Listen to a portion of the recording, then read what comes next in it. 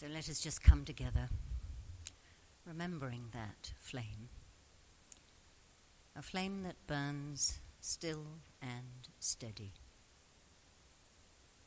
Whatever life brings, striving ever to keep that perfect sense of balance, so difficult in today's world. But when we remember, the power is there, the strength, the stillness, and the surety that all is proceeding in perfect order.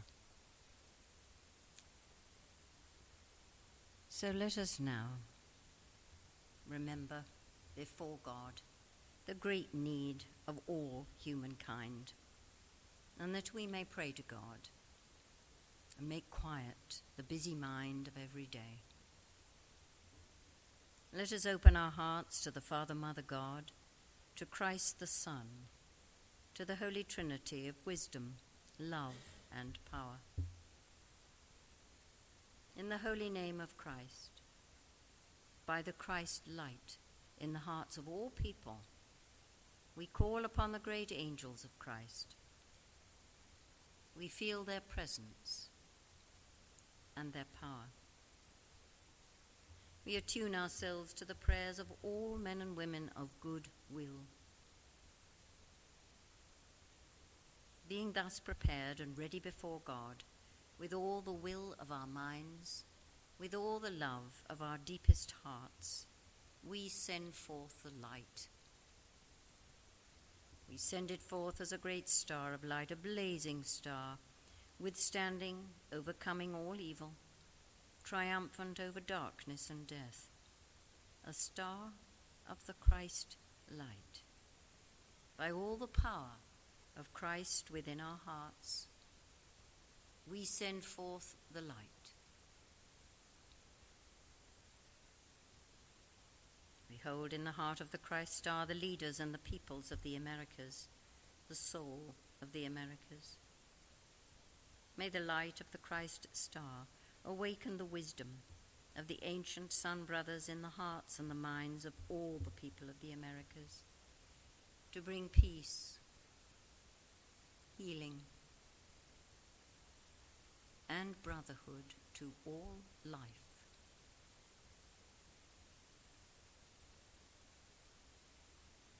This beautiful quality of brotherhood. Let us see this light flowing over the whole world, especially nations in conflict, individuals in conflict, that the steady, healing, loving light may soothe the hearts and the minds of all people worldwide.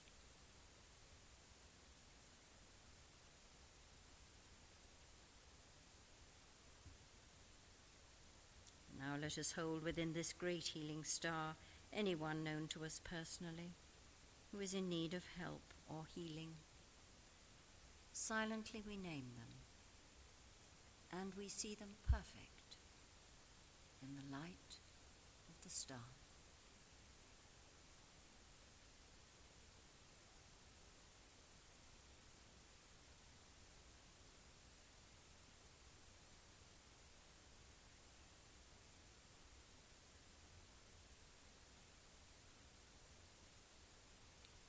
We thank you, Lord, for your presence and the blessing of your healing grace upon these, your family.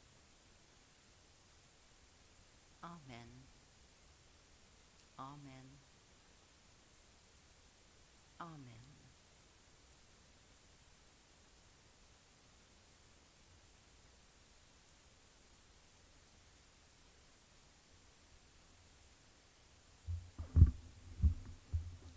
Now for our healing circle. Let us open our hearts to the Christ's power, wisdom, and love, as together we call upon the angels of healing to draw close.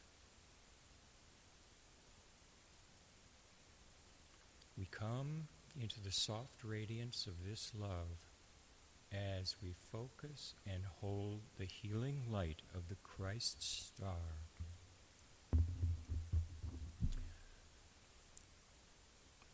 Over all human relations.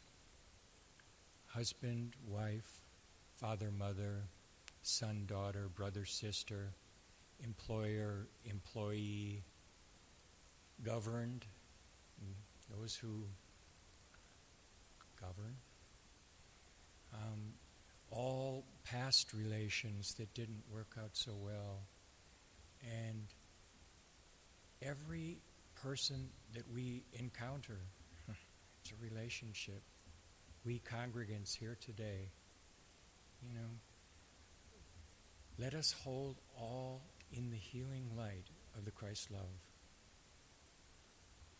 We can do no better to bring this world to a more peaceful place than begin with ourselves.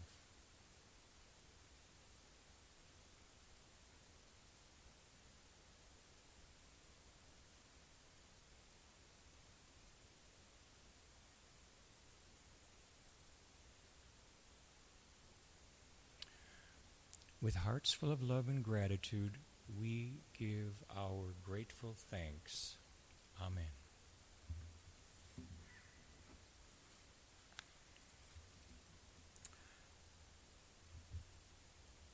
Jane has selected today from White Eagle on living in harmony and the Spirit, and it's entitled The Law of Equilibrium. And I must confess that I learned a lot from this reading. I have a whole new, deeper understanding of what that law is, and how I really can bring myself to work more and more in balance with all of life. Working for harmony. I'll get my glasses on. The law of equilibrium is the law of perfect balance and supreme justice in human life. The balancing of all apparent injustice and pain with corresponding happiness. There is always a joy to come, corresponding to any measure of suffering endured rightly. When you are called upon by the law of karma to endure pain and suffering, remember that there is another law, that of compensation or equilibrium, and that this is a discipline which is preparing you to realize and enjoy a richer happiness as a compensation, a happiness you cannot achieve without mastery of the lower nature. You cannot force the gates of heaven. There is an ordered path that every soul must tread. But although you may have to pass through unpleasant conditions, the law of compensation is always at work, for God never takes away without giving something in return. Men and women should try to recognize this law, which is constantly operating to help them in their daily lives. Imagine the law of equilibrium like this. At one end of the pendulum, sweetness. At the other, bitterness. And at the one pain, the other joy. There is always the rhythmic swing. And once men and women realize this, they can meet their fate with a placid spirit, never regretting and always ready to learn from experience. In the beginning, the child is as a babe, innocent of divine law without experience. Exactly as a child has to learn how to sit, feed, stand, walk, and play, and then how to develop its brain and learn certain facts about life, so by an exactly comparable process, the spirit grows from babe to spiritual man or womanhood. This young child in the beginning, albeit innocent, has within itself the dual aspects called good and evil. It is expressing both what is called evil and what is called good, and is creating a balance sheet in the heavens. All souls accumulate both debts and credits.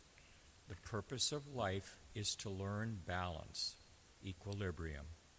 And as we have already stated, the outworking of God's law gives humankind experience, enabling it to enjoy all the gifts of the God nature. Think about this and then realize how much better it is to follow the path of self-discipline and strive towards God. Do not allow the forces of self-destruction to keep on crushing down your better self. The son-daughter of God within is building, creating good. And then Cain comes and wipes it out and puts an item on the liability side of the balance sheet.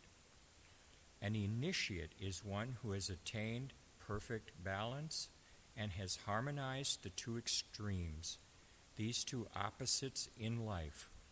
That is why the six-pointed star, composed of two perfectly balanced triangles, is indicative of the perfect being, the soul who has found the light and attained to a high degree of equilibrium. Until the spirit within understands the law of God and puts this law into operation, the whole being is unbalanced.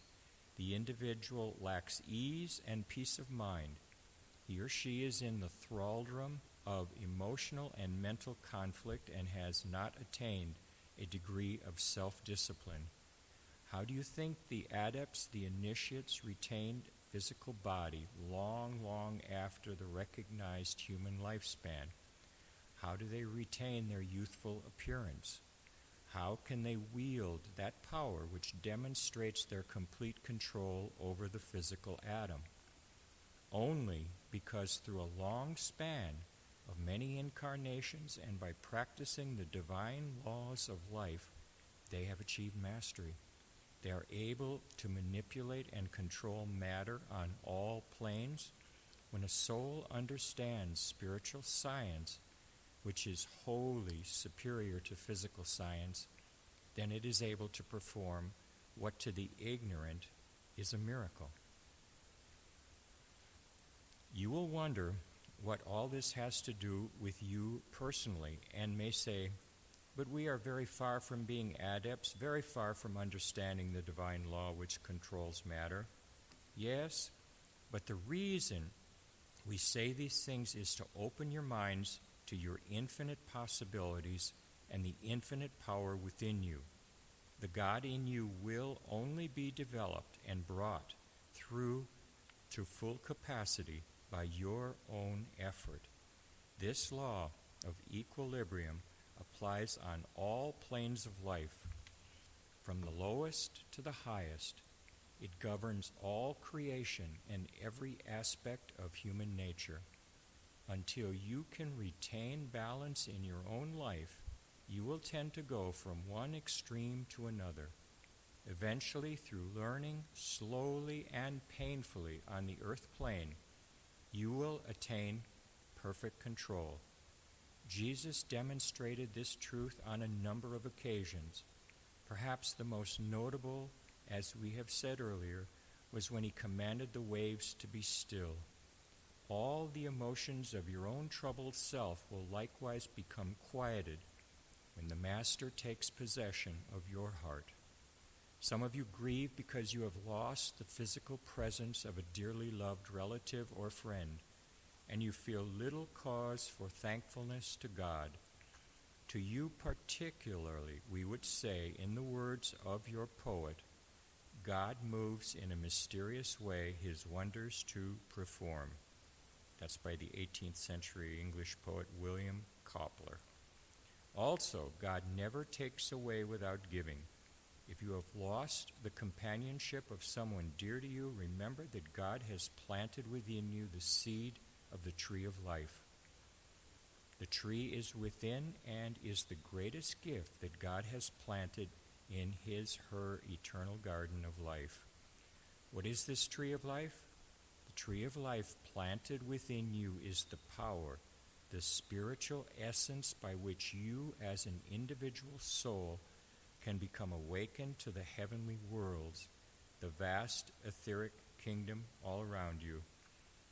As this tree of life develops within you, you are no longer separated from those you love who have left the physical body. You are only ever separated from them through ignorance and lack of the development of those powers, of the fruits of the tree of life. Many of the ills that still exist on your earth will be mitigated when there is true partnership and mutual respect between male and female. There must be equality, spiritual and mental equality. We see everywhere signs of the coming of the light in greater degree to humanity. We see this in the stimulation of the mother aspect, or the feminine aspect of life. Women have the vision and are beginning to take their proper place in order to bring about a more perfect balance in the world. For there comes a time when the soul has to learn and understand the law of equilibrium. Until man and women live in perfect partnership, each playing their parts in the evolution of the race, there cannot be real progress. With the arising of the feminine aspect and the balancing of life, there will be great progress on your earth.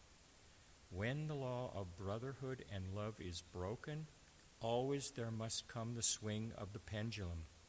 When you see oppression, it is only temporary. The pendulum must swing back again and strike the oppressor.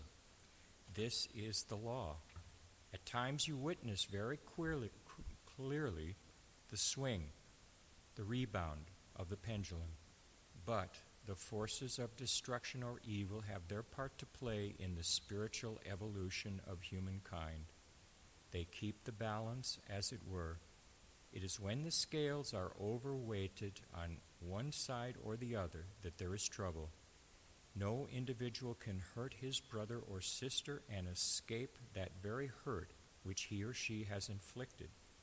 For as a man, a woman, a nation, a race inflicts suffering, in exactly the same measure that suffering returns.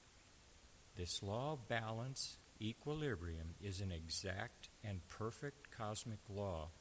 This does not mean that you or another person is in a position to judge the actions of a third party, but we know that the law is bound to operate.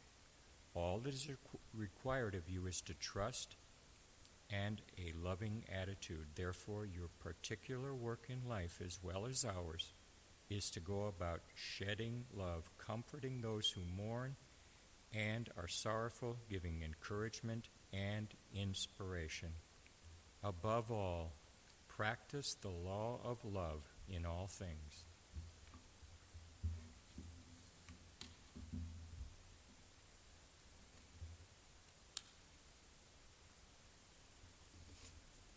Some time ago, always when I'm going to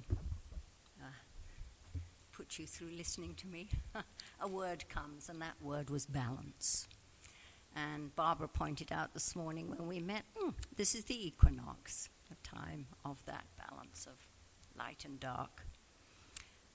I think at the moment it almost seems as if we are all in the middle of a sieve, which is really shaking. And finding that central point, that still point of balance, is really hard.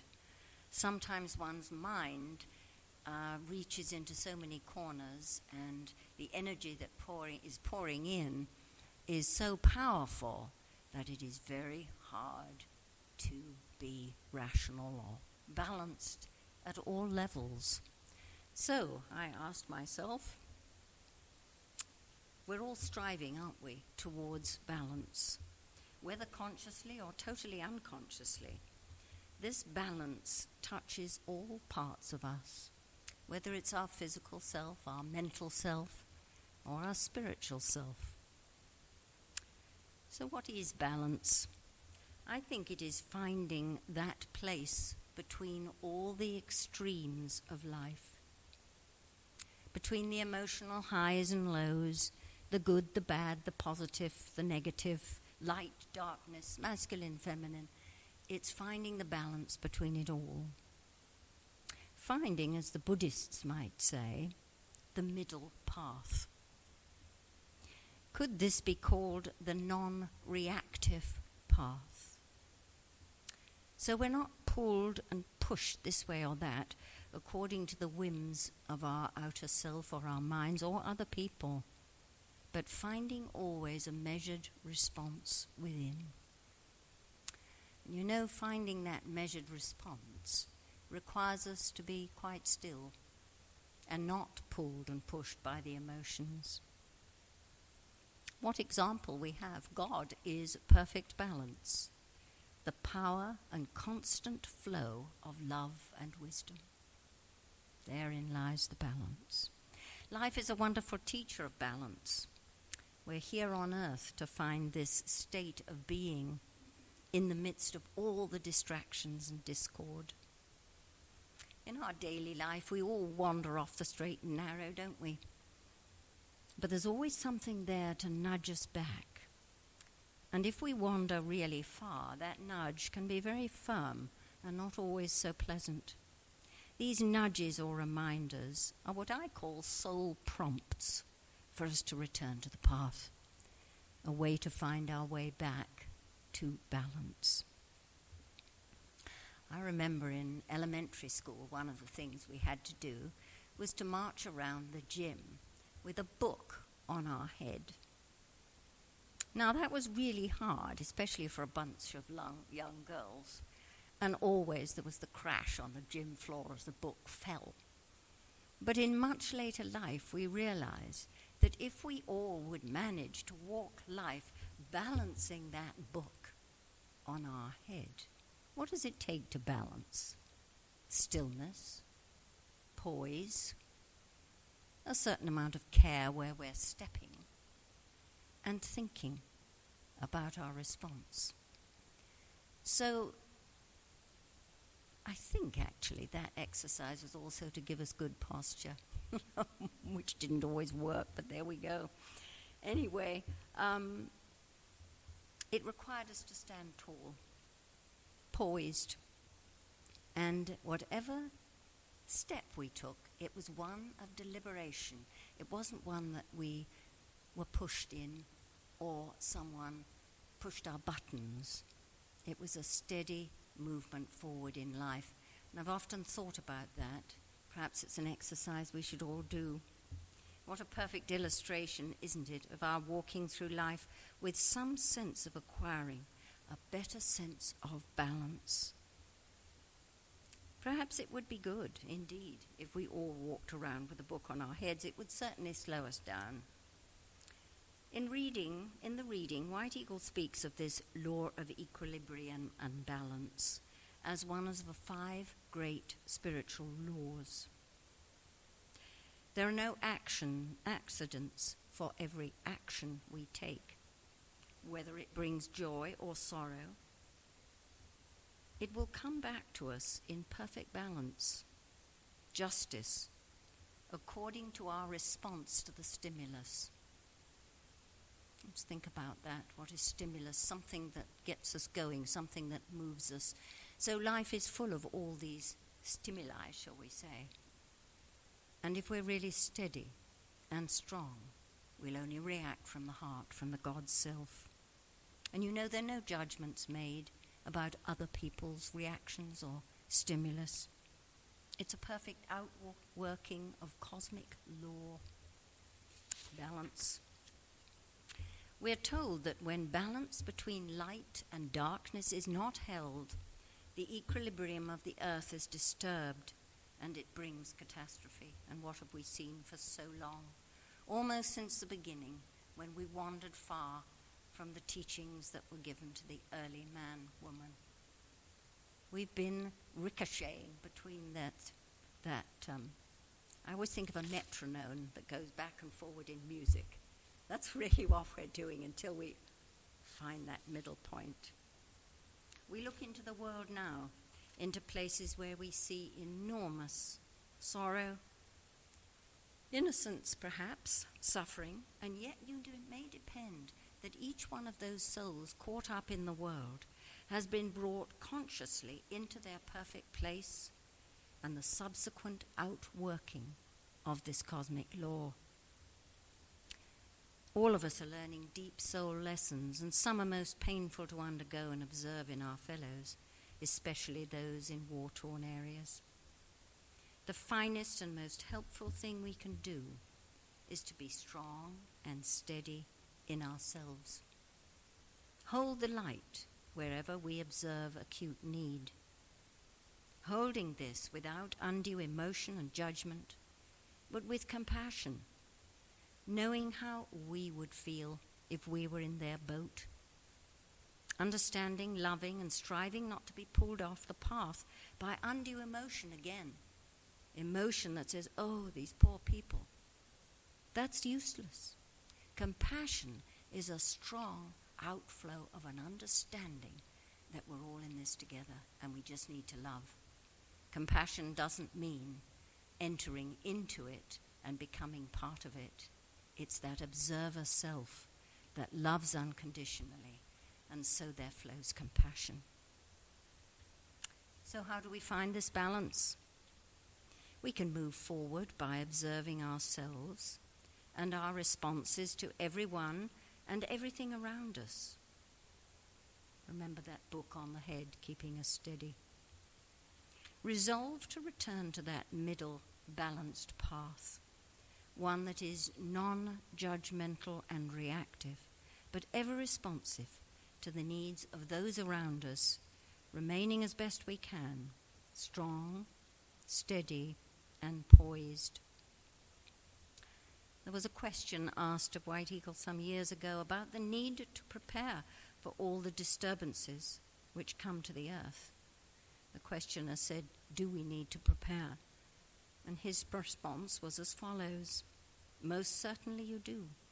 This is the purpose of the Brotherhood, the present upheavals of all nations struggling for supremacy signifies the spiritual growth of humanity. The white light can steer the course onto a higher and safer condition of life, and this is where you, as individuals, can help to keep the balance. So there will be no shattering of the equilibrium of the cosmic forces. If the power of good or white light be not strong enough, then there comes upheaval. It depends on the invisible forces of light and love. If you, and many like you, can send forth the light to assist the powers in the heavens, then the nations will come into harbor safely. Safely. Like all resolutions that come of challenge, the answer lies within each one of us. To strive to find, to sustain that perfect, balanced life. Each of us are working in our own way to achieve this. We proceed with patience and poise and keep quietly on. We're always going to be making mistakes, aren't we? We're always going to be bringing ourselves back. But there's no reason ever to hit ourselves over the head. It's a process of learning. It's like the child who gets the mathematical problem incorrect. No one goes berserk. They just try again. We just keep trying. And the more we can still ourselves, the more it's going to affect every other. There is a piece, it's actually a few words, a prayer. There was a favorite of Jean's, and I'd love to share this. O Master, teach me to subject self. Teach me what is self, and yet to care enough to be fit for thy service. O Master, teach me to love all those who come, but to be beyond emotion, to be dispassionate, and yet to feel and to care. Teach me to see more clearly what work must be done, yet not to be dismayed, to seek thy work in each moment, but also to know the time to rest. Show me how to help in the way that is needed, and not in the way that I choose. And help me, O Master, to remember that what matters is not the amount achieved, but the serenity in which it is accomplished. And so, let us just focus on that beautiful sense of serenity, of poise. That's where all our strength comes from, this beautiful light pouring in through the crown, strengthening every part of our being. It is to this that we come in love and thankfulness as we open our hearts to the blessing of the Christ,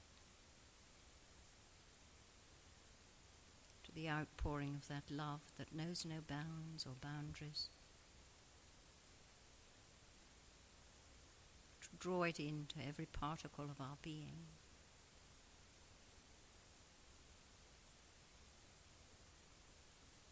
And find that magic of stillness in which all things may be accomplished.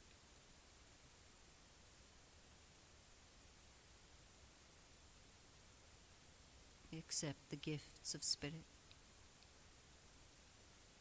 of the bread and the wine,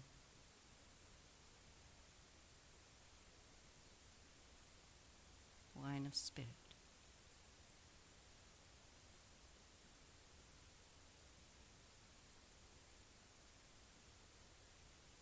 And in the silence, we accept that blessing, that gift of love.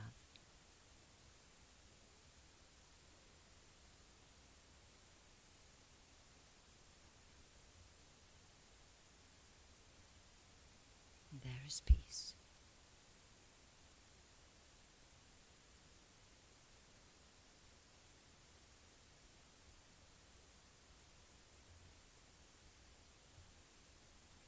In the name of the Father, Mother, and the Son,